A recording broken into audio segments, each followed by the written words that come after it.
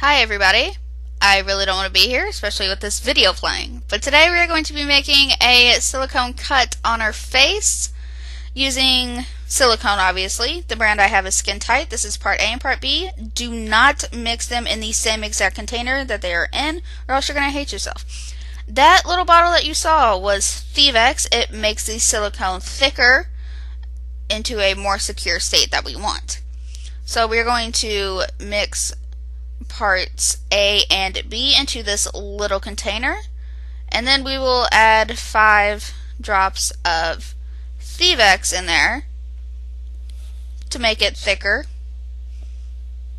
That's about all we're going to do, and then we're going to mix it until it gets to a thick, not runny state.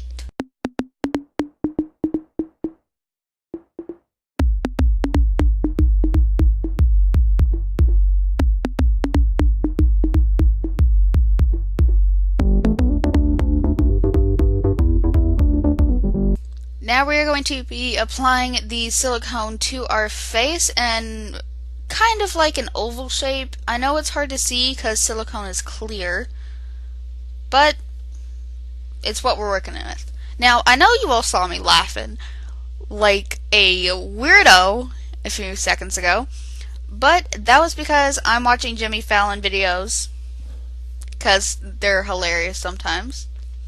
So, I'm going to speed through this so you all don't have to go through the long watching period of me doing this.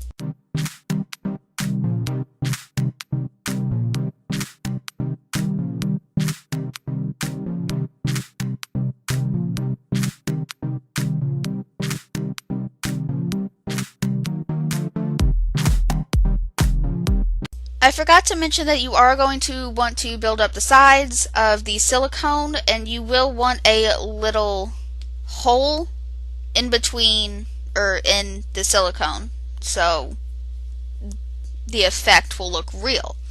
So just build up the sides and get the shape that you want. That's all you need to remember right now.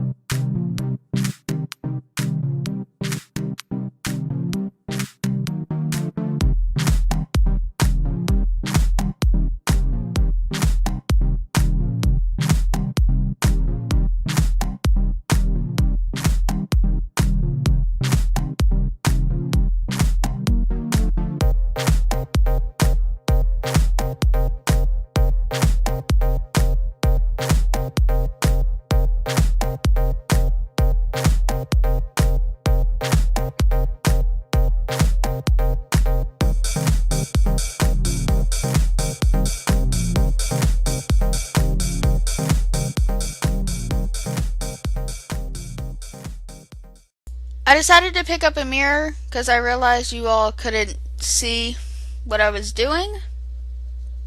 So, yeah. Now you all can see it a little bit better, but I look like a zombie. Don't judge. Y'all look like zombies in the morning, too.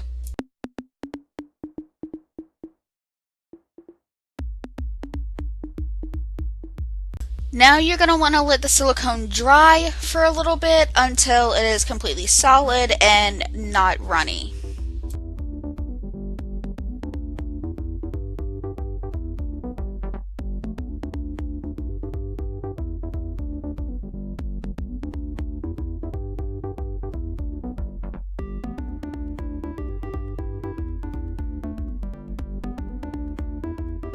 As you all can see, I went back and fixed some of the things, built up the wall a little bit.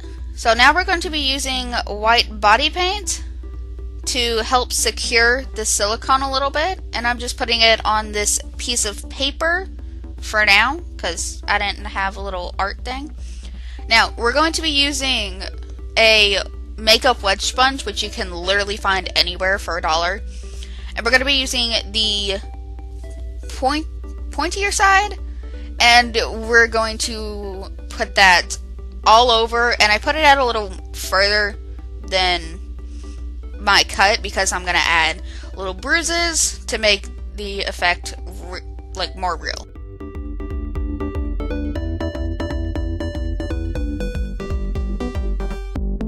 So as you all saw, I went in with a torn up makeup sponge just to help blend out the white body paint so it didn't look so noticeable in the end result.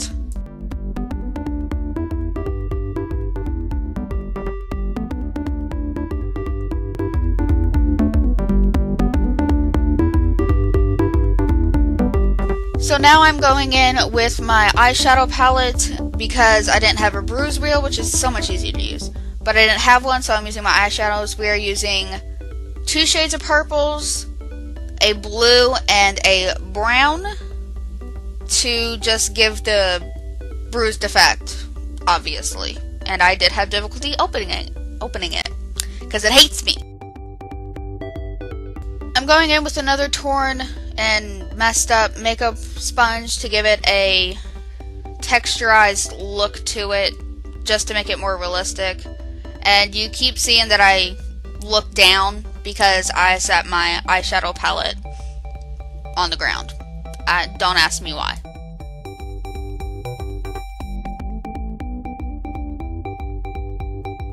Now we're gonna go in with some black zombie blood just to give it a rotten kind of look, and we're using again a torn makeup sponge just to give it some texture. And I went all around the sides because bruising wouldn't start on the cut, it would happen more around it.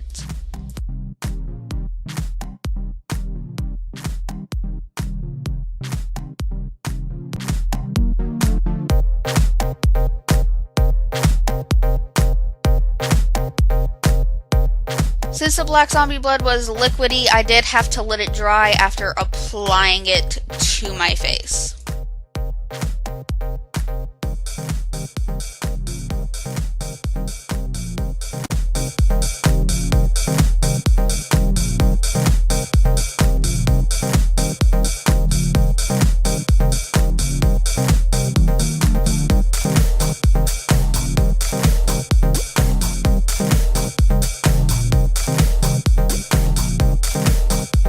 After I got the dripping effect that I wanted, I went in with some chunks of scab blood just in the center to make it look like it was bleeding a whole lot. Now I had some trouble with it because the glycerin did not want it to stay. It did run a little bit down my face, as you can see is happening, but I managed to work with it.